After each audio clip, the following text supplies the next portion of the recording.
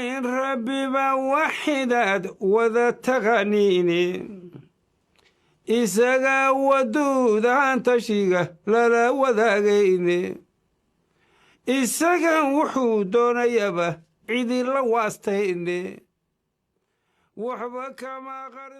بسم الله الرحمن الرحيم الحمد لله الذي أنزل على عبده الكتاب ولم يجعل له عوجا والصلاة والسلام على من لا نبي بعده وحنو سعودي عشرديني تحنها أها أن مقعيد إلهي سبحانه وتعالى مربا مقع وقهد ليني مربا مقع عن انت إلهي نقا كرنسيو عن شرحات كوان كبحنيني waxaan haddana ka hadli doonaa magaca Ilaahay subhanahu wa ta'ala ee al-Hakam oo waxyaabo fara badan oo magacaas u dhow ay soo hoosgalayaan oo ay kamid tahay al-Hakim marka magacaan la yiraahdo al-Hakam Allah subhanahu wa ta'ala tilmaamaha iyo magacyada ugu wanaagsan oo Allah subhanahu wa ta'ala uu leeyahay oo quraankiisana ku soo arooray bay kamid tahay oo qeexaysa in Ilaahay subhanahu wa ta'ala uu yahay garsoore khalqigiisa iyo uunkiisa kala xukuma sunanta iyo qawaaniinta uu dajiyayna ku kala xukuma ayaga shuruucdii uu dajiyay iyo cibaadooyinkii uu amray iyo awaamirtii uu Ilaahay siiyay siday uga falcelinayaan iyo siday ula noolaanayaan kulligeedna garsoore u kala ah oo kala xukumaya Ilaahay quraankiisa meel aad u fara badan bay ku soo aroortay culimada qaarkood waxay ku sheegeen inay gaarayso wax ka badan 90 jeer inay quraanka ku soo aroortay oo marna tilmaan kale ama magac kale oo Ilaahay leeyahay oo ah sifatul ilmi in Ilaahay subhanahu wa ta'ala wax kasta hore u sii ogaa oo caliim uu ku ahaa la raaciyay mararka qaarna la raaciyay sifada la yiraahdo al-izza in Allah subhanahu wa ta'ala guul hayahay wallahu aliimun hakim wa kana Allahu aliiman hakima wallahu mawlaakum wa huwa al-aliimul hakim inna Allaha azizun hakim fa'lamu anna Allaha azizun hakim Ilaahay subhanahu wa ta'ala marka inuu hakam yahay hakim yahay waxaad ka garanaysaa khalqigiisa sidoo uu abuuray markuu abuurayay oo uu toosiyay oo si ku haboon oo xikmad ku dhisan oo Ilaahay subhanahu wa ta'ala uu ugu talagalay bini'aadanka sida ugu fiican oo anfacaysa noloshooda oo anfacayso uu abuuray oo Ilaahayna uu sameeyay sida ugu wanaagsan oo bini'aadanka loo sameyn lahaa Ilaahay uu abuuray wuxuu kaloo Ilaahay subhanahu wa ta'ala khalqigiisii wadana u kala sameeyay sida isku afgaran lahaayeen oo ay ku wada noolaan lahaayeen Ilaahay xikmadiisa ayay kamid tahay sida Ilaahay khalqigiisa uu kala hagaajinayo oo kala tartiibinayo bayna kamid tahay sadarteed Ilaahay subhanahu wa ta'ala uunkan uu abuuray abuurkiisana asaga iska leh taladiisana asaga iska leh alla lahu al-khalqu wal-amr sadarteed khalqigan tala gacantiisa ugu jirto Allah subhanahu wa ta'ala bay gacantiisa ugu jirtaa sida uunkiisii iyo samaysankiisii horena uu Allah subhanahu wa ta'ala asagu ahaa Allahi abuuray ayaga koonka keenay ka bacdina si awaamirtii ay ku kala garsoormi lahaayeen oo ay ku kala bixi lahaayeen ama xikmadihii ay nolosha uu ku dabaran lahaayeen oo noloshoodii ku maamulan lahaayeen sida darteed Ilaahay subhanahu wa ta'ala asaga haysta amarka asagana haysta nahyiga waxa laga reebay qofka bini'aadanka Ilaahay baa amarkiisa iska leh amraya oo wixii la fulinayo waxaas fuli dhahaya wixii laga reebanaya dhahaya waxa ma sameyn kartid Ilaahay subhanahu wa ta'ala waxyaabaha uu khalqigiisa ugu deeqa waxa kamida inay ayaga laftigooda wax xukumaan oo loola jeedo inay awood u helaan in ayaguna garsoore noqdaan oo dadka intay kala xukumaan oo ay kala garsooraan oo awooddaas Ilaahay subhanahu wa ta'ala uu khalqigiisa qaarkood siiyo sadarteed waxa la faraa inay markay ayagu awood u yeeshaan inay wax kala xukumaan inay si cadaalad ah u kala xukumaan wa idha hakamtum bayna an-nasi an tahkumu bil 'adl sida darteed Ilaahay subhanahu wa ta'ala habka uu khalqigiisa u kala garsoorayo waa hab xataa haddii aad aqligaaga u bandhigto oo garaadkaaga aad u bandhigto aad garowsanayso inay maslaxadaada ku jirto dantaada ku jirto ku fiican tahay dadka kalena ay u fiican tahay sida darteed Ilaahay subhanahu wa ta'ala xikmadihiisa uu khalqiga u sameeyay sida uu kala garsoorayo waa wax naftaadu ay ku dagayso naftaaduna ay raali ku noqonayso maadaama Allah subhanahu wa ta'ala ku abuuray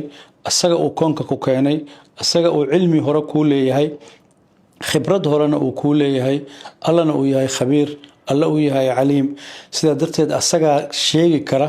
waxa ku wanaagsan ee garsoorkaaga ku noqonayo ama sida ku wanaagsan ee noloshaada u maamulanayso al-Imam Fakhr al-Razi marka uu fasirayo xikmadda wuxuu ku fasirayaa inay laba shay midkood tahay inay wuxuu aqoon ka imaanayaan maadaama aad aqoon u leedahay sidaa darteed inaad samaynaysid wax habboon oo wanaagsan oo si fiican u noqon karta wax xigmad ku dhisan ama garsoor sax ku dhisan. wuxuu kaloo ku tilmaamay mararka qaarna haddii aad wax saxsan samayso waxaa saxsan ay kuu noqdaan xikmad, ayada laftigeedu waa nooc ka mid a xikmadaha ilaahay subxaanahu watacaala uu bixiyo. cali bin abi taalib marka la weydiiyey maxaa la dhahaa alxikma, wuxuu ku fasiray inay tahay qur-aanka in la fahmo. haddii qofku uu qur-aanka fahmo wuxuu ilaahay subxaanahu watacaala siiyey buu leeyahay xikmad. sidaa darteed qofka muslimka ah waxyaabaha la amray waxaa ka mid ah inuu mar walba raadiyo waxa roon asaga uu arkayo inay tahay xikmad, asaga u arkaya oo ay tahay inuu garsoore saxa uu ku helayo. sidaa darteed waata nabiga caleyhi salaatu wasalaam uu leeyahay alxikmatu daalatu lmu'min fahuwa axaqu biha anaa wajadaha, oo loola jeedo haddii maalan wax qiimo leh aad aragto, fikrad fiican aad aragto, talo fiican aad aragto, adigaa u xaq leh. qofka sheegaya iyo cidda ay ka imaanayso muhiim ma ahan. haddii laakiin aad aragto shay wanaagsan oo caqligaaga u dhow oo fitradii asalka ahayd u dhow inaad qaadatid adigaaba u xaq leh. nabiga calayhi salaatu wasalaam markii ilaahay subxaanahu watacaala uu nabi maxamed soo diray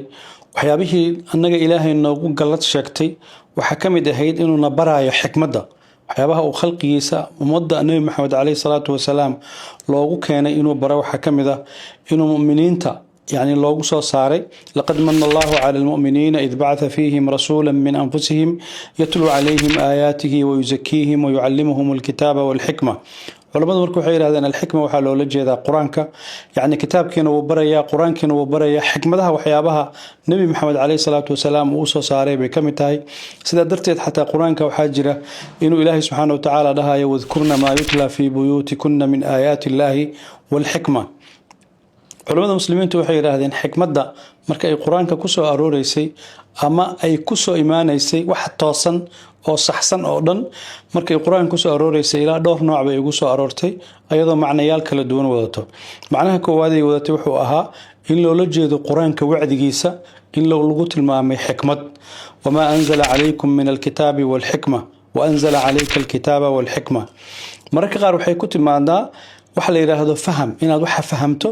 aqoon u yeelato,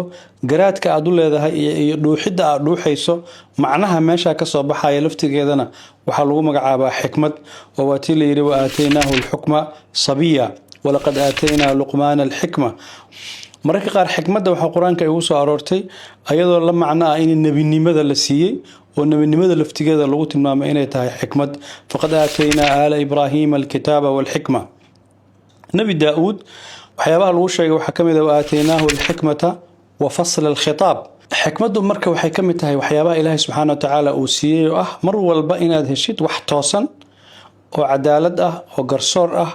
oo qofka adiga laftigaaga aad ka dareemaysid inaad tahay waxaa samaynaysid inay wax saxa yihiin. sidaa darteed waxay culamada qaarkood ku fasireen inay tahay waxa xaqa inaad sidiisa u garato oo xaq ahaan aad u garato, haddana aad haleesho xaqaas aad garatay inaad ku camal fasho oo aad ku dhaqanto. sidaa darteed markii ilaahay subxaanahu watacaala nabi ibraahim uu ilaahay baryay wuxuu yiri rabbi hablii xukman wa alxiqnii bisaalixiin.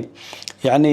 wa alxiqnii bisaalixiinna waxaa loola jeedaa inuu si camali ah oo practical ah oo fulin leh oo u samaynayo. laakiin marka hore wuxuu ilaahay weydiisanayaa inuu siiyo rabbi hablii xukman, yani inaad adiga noqon kartid qofkii wax kala saari lahaa, wax garan lahaa, dadka aqoon dheeraa. sidaa darteed xikmadda ilaahay bixinaya ay ka mid tahay garsoorka, ay ka mid tahay garaadka sarreeya, ay ka mid tahay inaad waxaa samaynaysa ay saxa kuu noqdaan. waa markaad garanayso tallaabadaadu inaysan ahayn tallaabo doqonnimo ku dhisan ama tallaabo ka timid khalad. sidaa darteed xataa markaa dadka kala xukumaysa waxaa la rabaa inaad si xikmad leh aad u kala xukunto. qofka muslimkaana raadka la raba inay ku reebto waxa waaye inuu asagu mar walba alle subxaanahu watacaala isku dhiibo, asaga uu weydiisto inuu waafajiyo sida ugu wanaagsan ee uu asaguna garsoore fiican ku noqon karo, waayo hibooyinka ilaahay bixiya bay ka mid tahay. culamada qaarkood waxay yiraahdeen dadka qaarkood waxay ka baqaan waxa ay sameynayaan waxay ku dhamaanayaan, laakiin wuxuu yiri aniga waxaan ka baqaa markaan waxaan galayo albaabka aan ka galayo, yani albaabkan albaab fiican ma yahay, wada saxa oo xikmada ma ku imaanaysaa, garsoore fiican ma ku noqonayaa. waxyaabaha ilaahay la weydiisayna ka mid tahay rabbi adkhilnii mudkhala sidqin wa akhrijnii mukhraja sidqin. sidaa darteed qalbigaaga laftigiisa inuu noqdo qalbi ilaahay qadartiisa raalli ku ah, ilaahay wixii uu ku siiyey ku qanacsan, waxay ku gaarsiinaysaa in adiga laftigaaga la timaado dabeecad keeni karta garsoore saxsan oo wanaagsan oo waxa uu soorayo oo kala gar qaadayana si sax ah u kala gar qaadaya si wanaagsanna u sameeynayo culimada qaarkood marka ay xigmadda ka hadlayaan ilaa dhowr iyo 10 bay gaarsiiyaan oo cilmiga xigmad weeye ilaahay subxaanahu wa ta'ala bixiyo fahamka waa xigmad ilaahay bixiyo iimaanka aad ilaahay subxaanahu wa ta'ala iyo nabigiisa rumaysanta iyo ambiyadiisa iyo inta ilaahay ku faray inaad rumayso inaad lagu waafajiyo inaad aaminto laftigeedu waa ilaahay subxaanahu wa ta'ala tawfiiq xikmadaysan oo ilaahay ku siiyay waxaa kaloo xigmadda ka mid ah inaad noqoto qof ra'yigiisu mar walba uu yahay ra'yi saxsan oo lagu soo eerdhanayo oo lagu oranayo warniyo haddaan u baahannahay talo hebel aan u tagno oo adiga inta lagu yimaado lagu oranayo ilaahay baa wuxuu ku siiyay garaad iyo caqli iyo maskax waxa toosan uga shaqeyn karto ee waxaas maxay kula tahay waxaas maxaa nagala talinaysaa sidaa darteed qofka muslimka dabeecad ahaan waxaa la rabaa inuu noqdo garsoore fiican afkiisana waxaa la rabaa hadal fiican inay ka soo baxaan waana tilmaamaha ugu wanaagsan oo ilaahay subxaanahu wa ta'ala uu leeyahay oo ilaahay waa xakam ilaahay waa xakiim ilaahay subxaanahu wa ta'ala asaga ayaa xikmadda soo dejiyay والله تعالى أعلم والسلام عليكم ورحمة الله وبركاته وحداد وذا تغنيني إساقا ودود عن تشيقة لا وذاقيني إساقا وحودون يبا عيدي اللواستيني وحبك ما غرسونو قلبيقو وهن هدو يشو وحي وليبا وواضح إيو واسع ماليناهي الوكيل مقا عيسو ووارثان دمانا